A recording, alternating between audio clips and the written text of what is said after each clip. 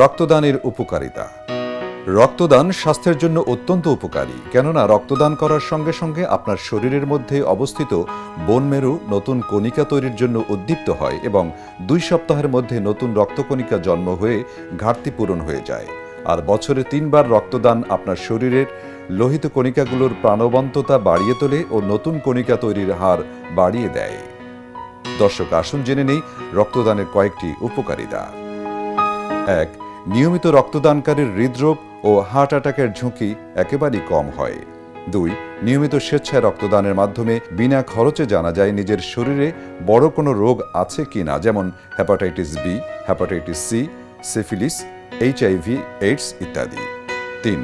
সম্প্রতি ইংল্যান্ডের এক গবেষণায় দেখা গেছে নিয়মিত স্বেচ্ছায় রক্তদানকারী জটিল বা দুরারোগ্য রোগ ব্যাধি থেকে মুক্ত থাকেন অনেকাংশে।